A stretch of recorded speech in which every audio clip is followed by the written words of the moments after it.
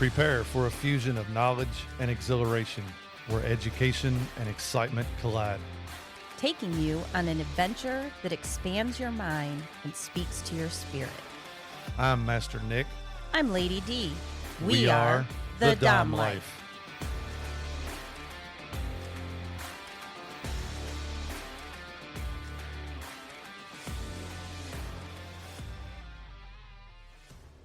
This podcast contains sexually explicit topics and adult content. It is intended for listeners 18 and older. The opinions expressed in this podcast are ours alone, based on our personal thoughts, feelings, and experiences. We understand that others may have different opinions and experiences, and we respect that. We would love to hear from you. You can reach out to us at www.thedomlife.com. Welcome back, everyone. We are here in our lovely studio / bedroom. Thank you for tuning in this week. Yep. Tonight, we are going to talk a little bit about negotiation in BDSM. Yes, we are. And this is in advance and preparation for our discussion and renegotiation of our contract that we've discussed. We've mentioned so many times. So many times. We're finally getting around to doing that, and I can't wait. I'm pretty excited about it. But we wanted to talk first about, first getting into BDSM and kind of the do's and don'ts as far as negotiating with your top, with your dom, whether it's a bottom or a sub. It could go both ways. Negotiation is very important on both sides, whether you're meeting for play, whether you're meeting for the first time, relationship, meeting for the first time. But first, let's just talk a little bit about last night at the club. I was hoping you would go there because we did so much play. We did. It was a lot of fun, and it actually ties into negotiations. There wasn't a lot of negotiation from other people. But because you and I are both very experienced in topping other people, we helped the negotiation. Absolutely. But we was at Club Tempted last night celebrating with our friends, Steve and Krista, for their anniversary. We was up in VIP, had a great time, and of course, as always, moved over to the dungeon. And there was a lot of new people there last night. New faces all over the place, which we love. Yes, and there was several that were interested already into BDSM and was, learning and playing. And one couple that we met actually played the night before on Friday night, and she had some lovely bruises on her that marks that were left, and she was very, very proud of them. But last night we got more with the guy, and then I apologize if you all are the couple that are listening. We won't say your name on air. Right. But they was very interested in the electric play. So we had the electric wand out, and they absolutely loved it. But going into it, there's a lot of talking back and forth. So he was mostly interested in feeling it and experiencing it and seeing what it all felt like and stuff. So, again, it was for me telling him, okay, we're going to start off with a low intense electrode. We can move up from here, but this is, we're going to start off slow. And all of that goes back to negotiations. Right. And we just do it that way because we know, but you have to negotiate. If you're interacting with new people, I mean, we're a little bit out of the normal because everybody knows us that's at the club. Right. So they're more than willing to say, you've got to talk to them, you've got to interact with them. But when you're dealing with people that you've never interacted with, not everybody is going to be as stand up as you are, where we walk through all the steps. Right. We always, first and foremost, anytime it's somebody new or somebody that we haven't played with before, safety is always at the very top of our list. Yes. Right off the bat, we talk about safe words and, what we use, red, yellow, and green, but also in the club setting with the door open to the dungeon and the music blaring, could be difficult to hear if somebody says a safe word. So first time for me with somebody, I do not restrain. I do not. And I tell you, make yourself comfortable on the cross, on the spanking bench, whatever you want. And if you are done or you're reaching your limit or you've had enough, just put your hands down, walk away. So last night I got to top someone as well. One of the females that we're friends with hasn't had a lot of interaction, and she wants to experience some. And so she asked me, and a similar situation where I had to check in with her and ask her, what level are you at? Because I don't know her body, and she isn't very reactive where I can see instantly that she's flinching or doing something like that. So I started slow, but I also checked in and asked. Absolutely. Yep. And it's always good, first time playing, first time doing anything.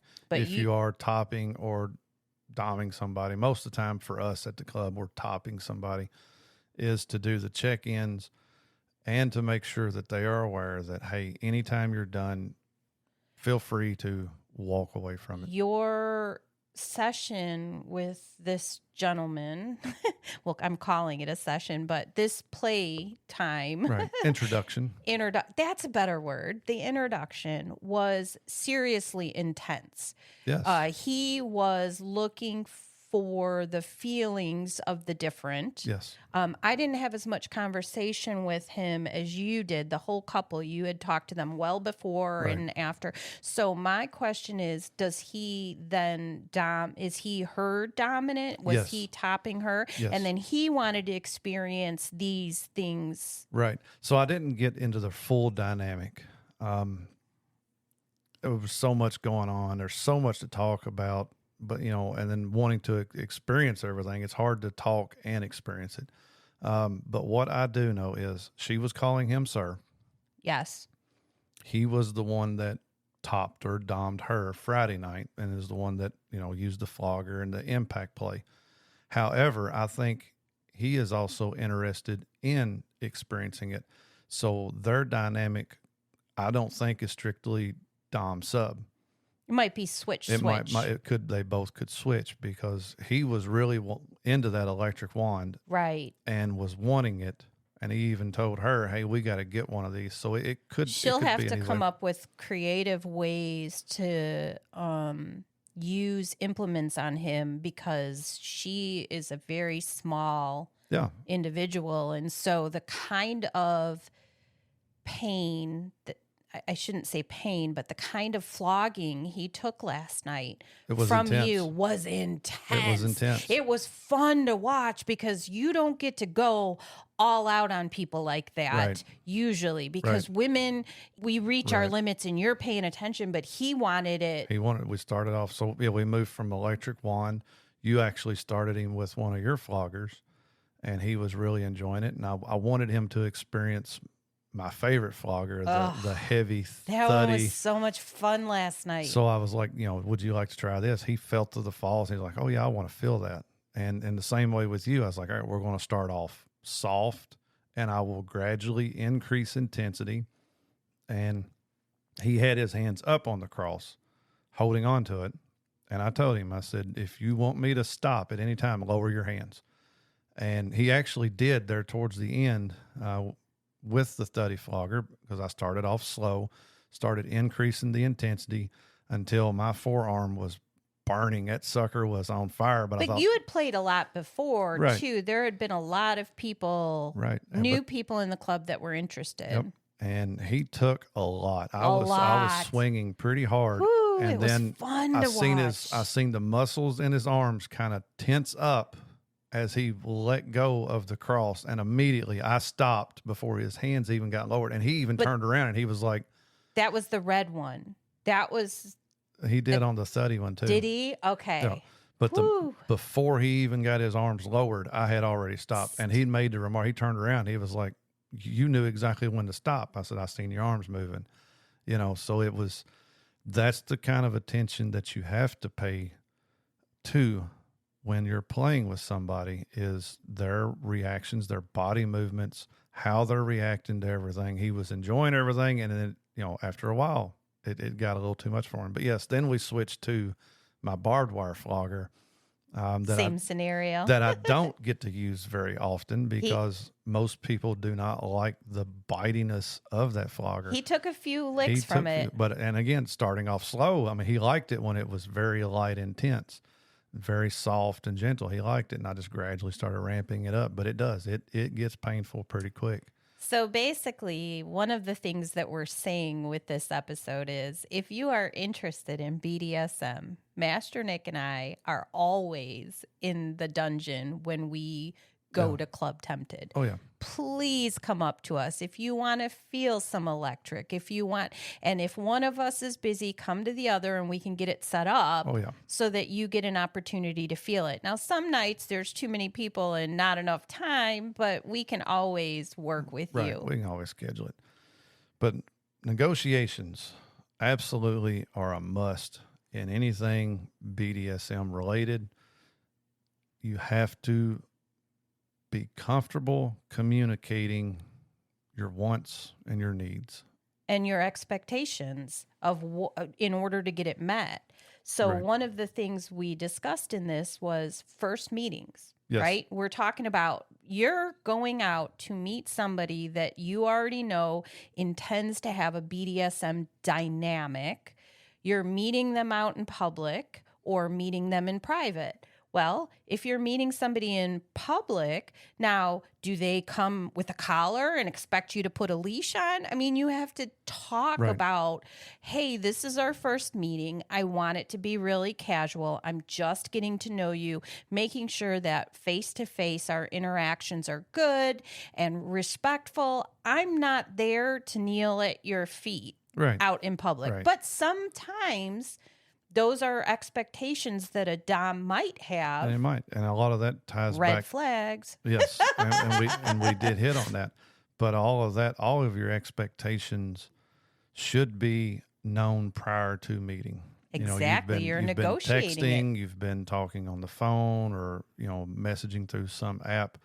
So don't hesitate to put your expectations out there. Okay, we're meeting for the first time. I would prefer not to have any dominant, submissive stuff. I want to meet you. I want to talk to you. I want to understand more about what you want. Yes. The main reason for meeting people is to make sure, for one, there's a connection there. You meet people all the time, but does that mean you want to be in a relationship or want to be in a BDSM dynamic? So they may look good in pictures and they may type and say what you want to say, but most people don't know if there's a connection there until actually meeting. Absolutely. So that's Master what your Nick, totally. That's what your first meeting should be about. You should be open to discuss, to talk about what you like, what you don't like, what are your limits. The person you're meeting with should come prepared with the same thing and see what kind of common ground you all have and what kind of connection you can make. And once you meet, one of the things that's interesting is I feel like people through online media, social media, through texting, through even phone calls, you can hide some of your more negative characteristics. Absolutely. But when you're face to face and you're not arguing, but you're discussing serious, important things for maybe next meetings, you might see those red flags that you wouldn't have seen because people can not respond to you, calm down, okay, I'm just going to say what they want. Right. It's a lot harder in public. You're looking at their facial expressions. You're looking at their eye contact. You're looking at their body language. You're looking at all of this to determine, are they true to their word? So the next thing is private meetings, which everybody should be saying, we don't do private meetings. Yeah. Private meetings aren't acceptable, except, let's talk. There are situations where you might be meeting somebody in private because, hey, they're a rigger and they've got a studio and you're meeting at a studio. Now, this is a professional setting. A photographer, we deal with photographers all the time. We invite them into our homes. We're out and they might have a studio. Again, it's a private setting. You need to negotiate up front your expectations as a BDSM interaction, what you're willing to and not willing to do at that first meeting. Hey, I just want to see your studio. I want to see your studio because looking at somebody's studio, you can tell how professional they are.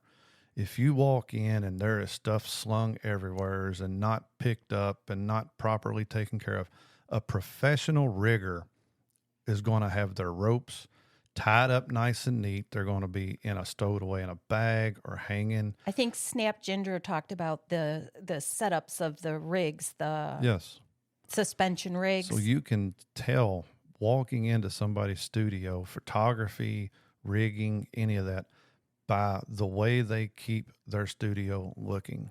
Is it a mess? Is the floors dirty? Or does it look like it hasn't been cleaned in a while? All of those could be red flags of, do I really want to invest my time in this person? Now, if you're meeting in private, which again, be very careful. If you're meeting in private, you're negotiating that up front. In addition, you're going to let them know that you have let a friend know exactly where you are, what their social media accounts are, what their telephone number is, that you have provided all this information to a friend that will come to you if you do not contact them. Right, by a certain time or something. Right. Yep. So you need to make sure that you're safe in other ways, even if it's a professional setting. Right. And because there has been times, I'm not going to say the person's name, they interviewed with us, and it's in the podcast, in one of our episodes, in one of our interviews, where this person went to someone's house. And when they got to the person's place, felt very unsafe, seen several red flags, and wound up hiding in the bathroom for the person to go to sleep before they snuck out. Hearing that story during that interview made my gut knot up. Something horrible. Terrifying. Because that stuff does happen. It doesn't just happen in BDSM. There's people that gets kidnapped and raped and murdered all the time throughout the United States. And this could be a very easy way for somebody to lure someone in. Especially since you're saying BDSM is a part of it. Right. You need to be aware. So make sure and let somebody know, like you said, make sure somebody knows where you're at, the person you're with, any information you have on them. Make sure the person you're meeting also, like you said, knows that somebody knows where you're at. Yeah, don't kill me because people are going to come. Right. And have a time set up. I'm going to come to your place. I will stay there 2 hours. At 2 hours, I have to make a phone call to my friends to make sure I'm safe. And if it's a photo studio or rope studio, you can bring somebody with you for safety. Yep. So then, now this is all well and good. This is before we've even met. This is meeting for the first time. Now we've met maybe a couple of times. We've talked. We've interacted. Now we're talking about, let's go do a public scene, meaning a dungeon, meaning Club Tempted's dungeon. Hell yeah. Where there are some vetting done, at least at Club Tempted. We just had a conversation with another couple that they won't do anything with anybody unless it's at Club Tempted now, because they know that there's vetting at Club Tempted. They're like, let them vet them because then I know my interaction is safe. I don't need to go to some sketchy place to meet up with somebody because I've got somewhere. Right. But there's also dungeons once a month, or maybe even more in your area at various places. That's another really great place to go to because there are a lot of people in a dungeon. And you take majority of the people that go to these dungeons are there for the purpose of BDSM, whether they're learning or experiencing themselves. Yes. So that is a great place to go because safety is held pretty high at dungeons. Oh, yeah. There isn't a dungeon that we haven't seen, heard of, or been to that doesn't have monitors that walk around to make sure everybody is playing safely, to make sure that there is no harm that's going to be done, to make sure you have negotiated what play you're going to do. All of that is pretty well monitored. So it is a great place to meet to play for the first time. So you're going to negotiate, though, with the person that you're meeting with. So let's talk about some of those negotiations. what kind of negotiations do you need prior to meeting up for a dungeon scene where you're specifically going to interact in a BDSM dynamic? Right. Well, again, it goes back to your wants and your needs. What do you want to get out of this scene? What is this scene going to be? Is it going to be sensual? Is there going to be any sensory deprivation? Is there going to be any impact? If there is impact, is it going to be a light impact, a medium impact, or a heavy impact? Do you want electrical stimulation? Do you want to be restrained? Do you want to be tickled? Do you want to be, what is it you are wanting to experience, and what is it you are wanting to get out of this scene? Yeah. Is there going to be sexual interaction? Because some of these, that's just topping where there's no sex. Right. You can also negotiate what furniture you're willing to be on. You know, you can say, I'm willing to be on a cross. I don't want to be on a spanking bench. I understand that.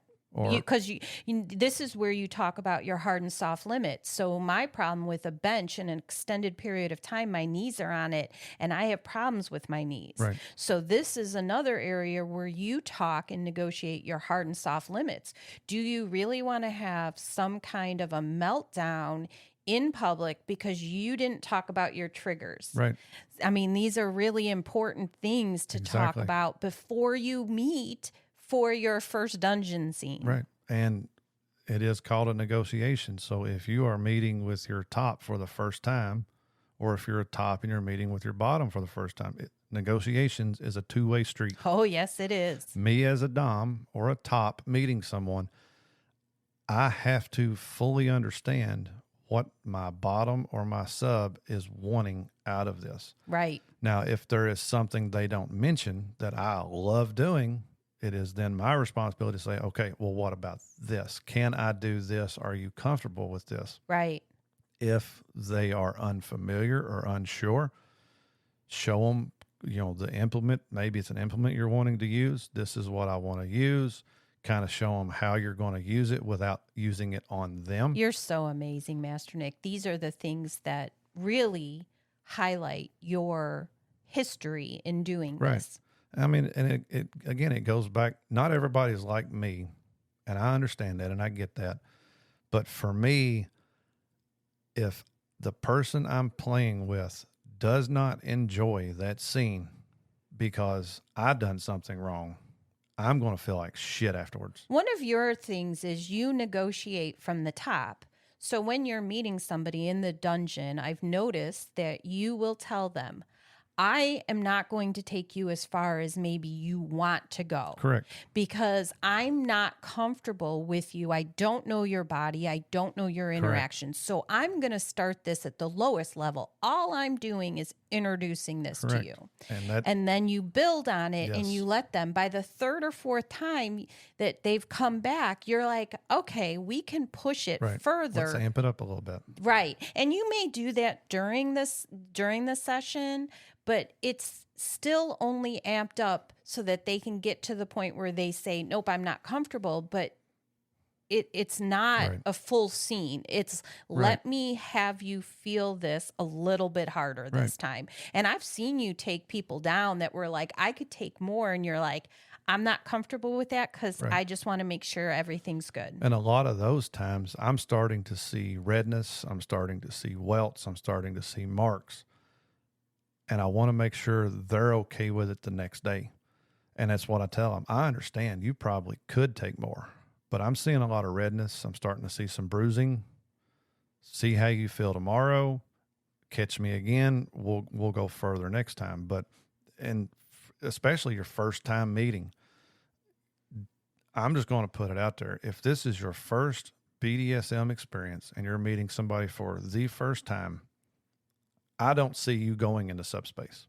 Right. I don't see you having subdrop. You'll just enjoy the sensations of Your it. first time of anything in BDSM should be, is this something I could get into liking? Or nope, I don't like it. Yes. That you should not have your limits pushed the first round, the second round, or maybe even the third round, because you are new. You are learning, you are experiencing. I can take a flogger and make it feel like the best thing you've ever felt, or I can take that same flogger and make you hate impact immediately. And it's scary that there are people in this world that wanted to experience it and maybe got in with a bad dom or somebody who wasn't willing to go through the steps. They were trying to meet their needs, but not their submissive or their bottoms. And that goes back to the top's patience.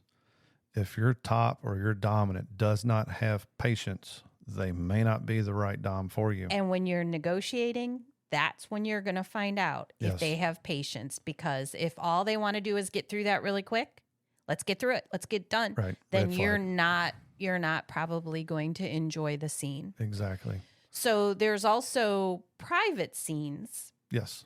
In somebody's home. Whether you're at a rigging studio or even down to photography, you're doing so, you're in a photography studio with BDSM implements or any of that stuff. Again, anything private, your safety is going to be top of the list. Making sure somebody knows where you're at, who you're with, and how long you plan to be gone. So making sure you let somebody know and letting the person know that you're meeting, know that they know somebody knows where you're at. Right. You need to be able to meet people in private at some point. Yes. If you've played in public a couple of times and you're trying to build a relationship and have an individual that is more in your life, then you're going to reach a point where there is going to be private meetings. Absolutely. So negotiation, again, of what you're comfortable, what you want to do, how long it's going to be, and then it builds from here to negotiation about actual dynamic, right? Yes. So one of the things is when you first meet a dom or a sub, you're so excited that there's a person that kind of clicks with you. Oh, I've got all these things that I can do or they can do to me, and I'm so excited. Yep. And it's so new and you're excited and there's this flush of, oh my goodness. But you have to consider what you want and what the other person wants. What if that dom only believes in being a dom? I don't want a relationship. I'm old school. I want to just top you in scenes. Right. What if you, as a bottom, needs more than that? So great, you can do some scenes, but your feelings start getting involved, and they're not okay with that. Right. Especially if they've put it out front.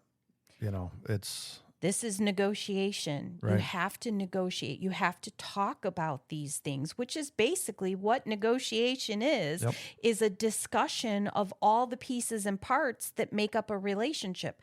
Thankfully, in BDSM, you have to discuss it.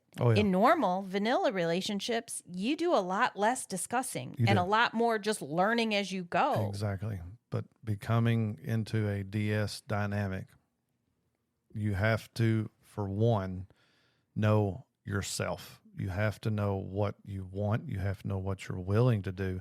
You have to know what you want to experience and what you like and what you don't like. And those may change. They will change. So even though you know it at the beginning, they may change, and that's why you've got to continually discuss it. Yes. But once you know those things, what you want, what you need, now you've got to pair that with, can I handle what the other person wants and needs? Right. You have to listen to their side too. And that's where if they need something that you cannot offer, you have to be able to say that, that's a hard limit for me. I cannot accept that. And dominants have the hard limits too. Yes, we do. We do. And mine have changed as well. What originally was a hard limit for me back in the day, I've said time and time again, I don't like topping men. I don't like flogging men. I don't like doing that. I fell right into it last night. Didn't have a bit of a damn problem with it. Yes. He wanted to experience the impact. You had your flogger. I wanted him to experience this flogger. You knew you couldn't swing it very much. So, and I fell right into it. You just want to be able to open people's eyes Yes. to BDSM. So what you thought was a hard limit for you at one point Right. has really blurred because ours is educational. What we Right. do in that dungeon always is education. Right. Unless you're playing with me or somebody that you've interacted with a lot, and then it's just about fun. Yeah. But as far as being a dominant or a top to a male, that is still one of my hard limits. I get nothing out of it. I will on a regular basis. You don't yeah, want. You're trying to instruct and show. That's different than having a submissive male to you. That's not what you're looking for. Nope.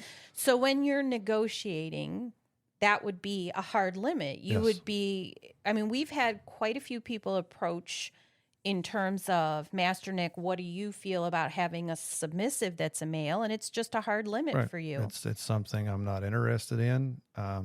It just is. Well, I mean, we're friends with male submissives. Yes. And I will hang out and I will drink and I will party and I will play games and I will do all sorts of shit. I beat on them when, I get nothing out of having a male as a bottom. So negotiating can also happen during the scene, right? So when I'm talking last night, somebody needed birthday spankings. And during this, I was flogging and they had yellowed. They said, I'm yellow right here. And it was part of her bottom. And I said, okay. And I continued playing and flogging and doing the different implements. But I went back to her and I said, but we haven't done your birthday spankings yet. Right. As a result, I really would like to continue your spankings with the floggers and we'll count them. Are you okay with that? Right. And she did agree to it. And to me, that was huge because I negotiated because I felt like I failed in giving you your birthday spankings. Right. So I needed to. Right. I got to do the last 4 of them. Last 4. Yep. I got to use the heavy one on her. But yes, so talking about negotiating in a dynamic, in a dominant, submissive relationship, like you said a while ago, is a lot different than any vanilla people meeting for the first time and dating and starting a life together. I remember our very first time meeting. Right. We negotiated that night on your wants, your needs, your expectations, and I would have give anything to have recorded that. But of course, I didn't think about it. But that is what it takes for a dominant, submissive relationship. Now, at that time, I'm going to ask you this. At that time, when the very first night we met, was you looking to get into a dominant, submissive relationship? Yes. Okay. Yes, 100%. I knew that was something I needed in my life. Right. And I approached it as, I'm not willing to give up DS in my relationship.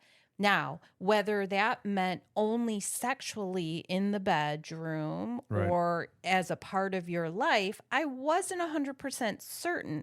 But I felt that if I have somebody who's truly dominant sexually, it will roll over into our everyday life, which is exactly what's happened. Right. But yes, so we had met, we had spent some time at a bar, listened to music, chit-chatted, talked. And that was negotiations. Yes.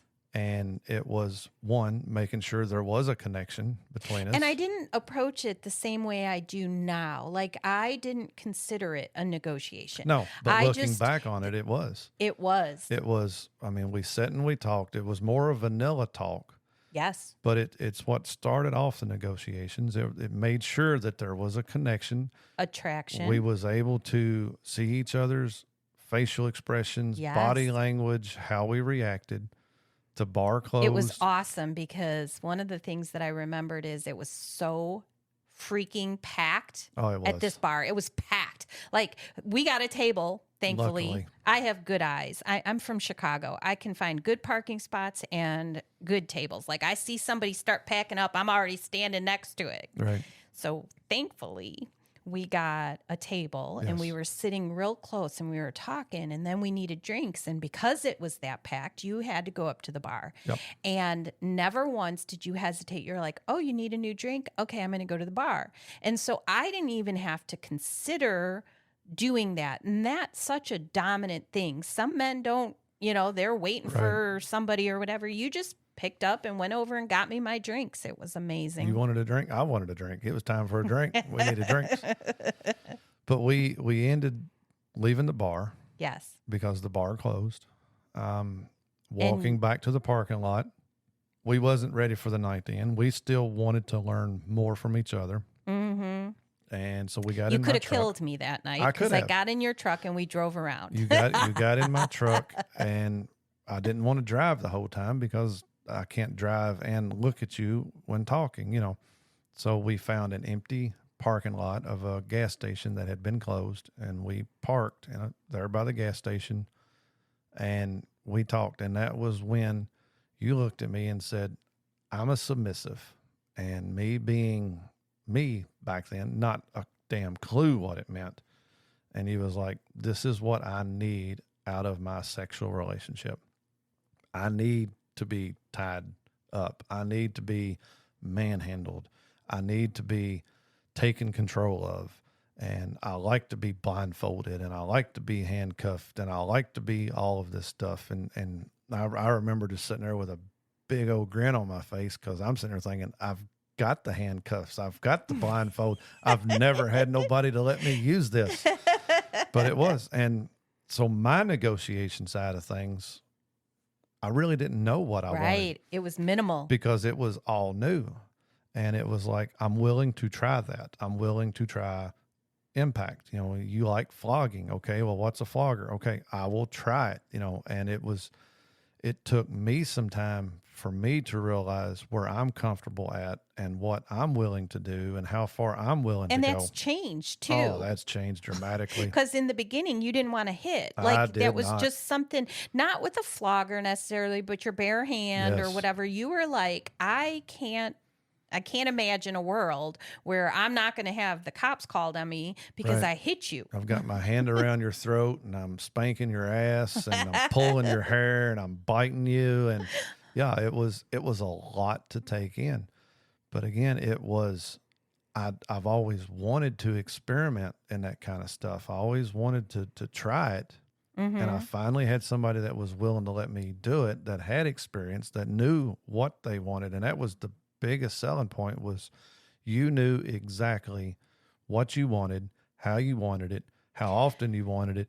You knew everything, and it made my job so much easier. And it made some changes for us from the beginning to where we are now, because we have changed a lot as a couple and individually. Yes. So our sessions at the club and all it's just been a lot of change. And I'm really excited to see where the future takes us, right? So that brings us back to contract negotiation, which we have talked about so many times, and we're finally recording the episodes. We are going to record it.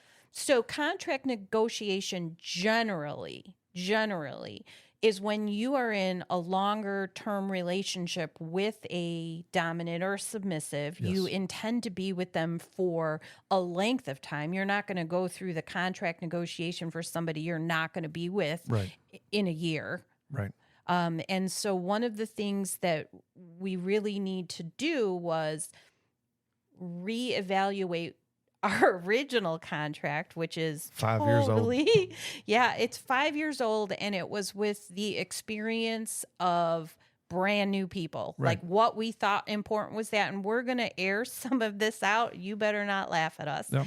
And then we're going to turn around and we're going to talk about our new contract negotiation. Yes. And we're going to let you see some of it. There's private parts where nobody wants that aired in public, but there is going to be all the pieces and parts that go into a contract. So the thing is, a long-term contract is only as good as your intent when negotiating and signing it. So if I'm signing all this going, yes, Master Nick, sure. Master Nick, I'm not going to do any of that. Master Nick, if that's what you want, I'll do, then you're not doing a good job, because there are things that in daily life you have to negotiate. If you don't negotiate, you're not going to follow through on them. And if you're not going to follow through on it, that contract can go right into the trash bin right now. Exactly. Very well said. You've got to respect the requirements. You've got to negotiate punishments. You've got to discuss it. One of the things that we put in there at one point, and I really liked it, and I fall back onto it, but only shallowly. I know that sounds weird, but I don't do it in depth.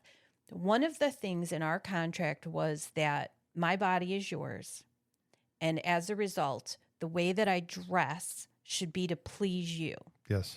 And every so often, I will grab something and I'll put it on and I hate it and you like it and I'll wear it because it makes you happy. Right.